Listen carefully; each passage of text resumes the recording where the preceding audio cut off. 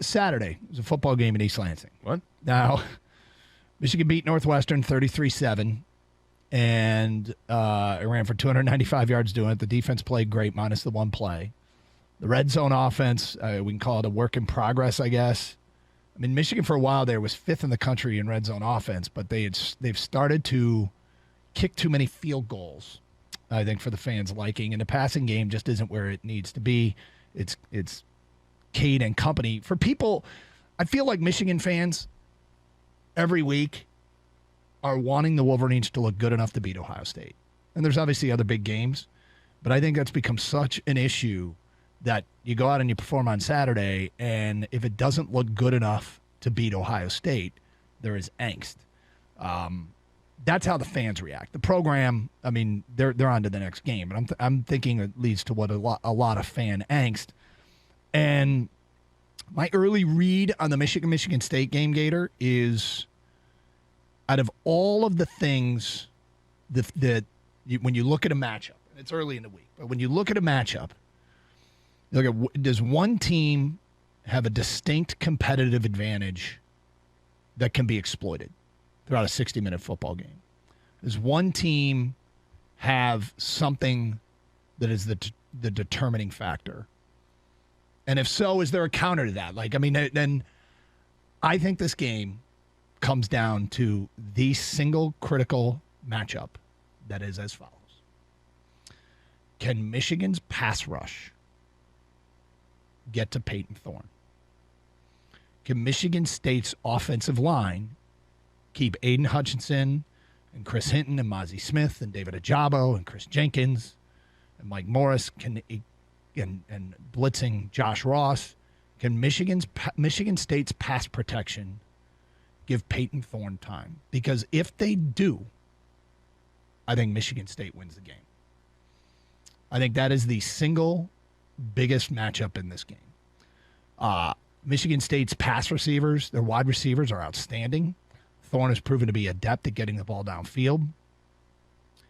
And, you know, it's funny because I looked at the two best offenses that Michigan and Michigan State have played this year, and those two offenses put up, 38 and 29 points respectively against these defenses.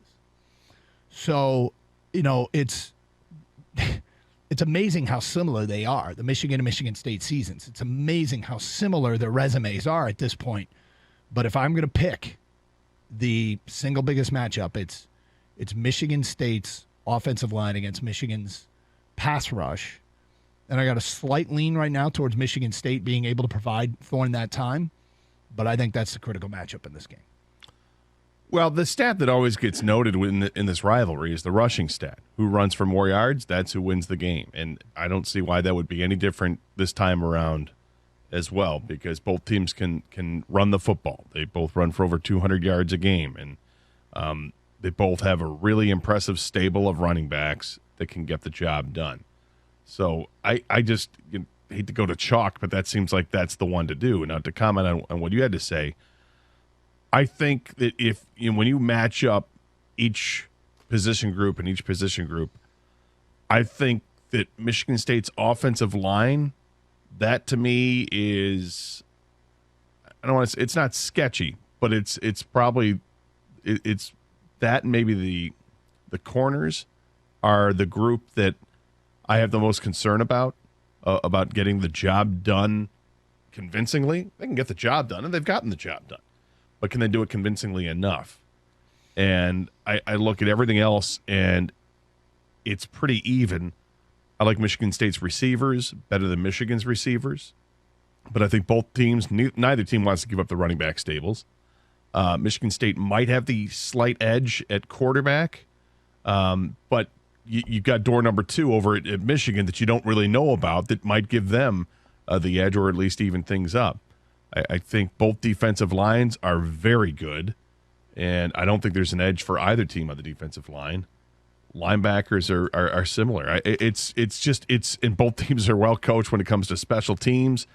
This is as evenly a matchup, Michigan State game, as I can remember, and it's been one that as this season is built up, I haven't heard a whole lot of chatter from my Michigan friends or my Michigan State friends about this. I think everyone is very much looking forward to the game with nervous anticipation of what's going to happen because it's huge. It's massive. The what's at stake is everything. You've got perfect seasons going on. It's 7-0. This isn't like they're 3-0 or 4-0. This is 7-0. Now, we've got the round-robin Big Ten East tournament coming up, and it begins on Saturday. But you want to get to the next step, you got to get to the next step. You have to win the game on Saturday to get to the next step. Yeah, I mean, I don't think of either of these teams as a legitimate national championship contender. So I don't, as much as they're undefeated and all that, I don't think that everything's on the line here. And I think it's important that both teams recognize that they're exceeded what was most people's expectations going into the year. Going into this season, very few fan bases would have painted them both at 7-0 going into this game. And it's up to the teams to recognize that whoever loses this game, there's still football to be played for. Still football to be played.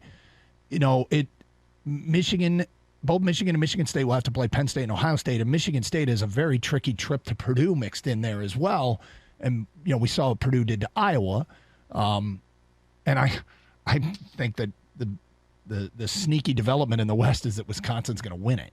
And so the reality is there's still a lot to be played for because going into the year, if I had said New Year's Six bowl game or something like that for either of these teams, people wouldn't have bought it, and they could be playing for that. Yeah, but there's at stake at both schools. I mean, with Harbaugh, he's still playing to win back the fans who have jumped off, and to this point, it'll bring a lot of heat if they lose. Yeah, and to this point with both Michigan and Michigan State, hey, the 7-0 looks nice on paper, it looks great, but you start digging deeper into that paper, and you're like, well, who have we beaten? Yeah, either side. I mean, you can make cases for this team presented a challenge and this team presented a challenge, but challenges are different than like that's a really tough opponent and somebody else that you expect to be perhaps playing on New Year's Day, which they haven't played yet. I find that you get late in the college football season and suddenly you can talk yourself into nobody's any good, and that happens. I mean, like Ohio State's resurgence, they've looked great. There's no doubt about it, but who have they done it against? Right. Yeah, I mean, they faltered once this year. It was to Oregon, and early in the season, they didn't look very good defensively. They look much tighter now as a team, as you would expect a team to be moving on through the season. If they're maneuvering through that season without having to deal with major injuries, you would expect them to get better and better and better as they get more repetitions working with each other. That's how I see Ohio State. But yeah, they have outside of Oregon, it hasn't been much of a test for them either. But these four teams in the Big Ten East, they're good teams. Michigan State's a good team. Michigan's a good team. I don't know how good they are. Like you said earlier to start things off, you don't think either is a national championship contender, nor do I. But are they good enough to be in that like next tier of teams? Like, do they deserve to be in the top 10? And that New Year's Six bowl tier is nice to be in. I mean, it's sort of the secondary prize when you don't go to the playoff. But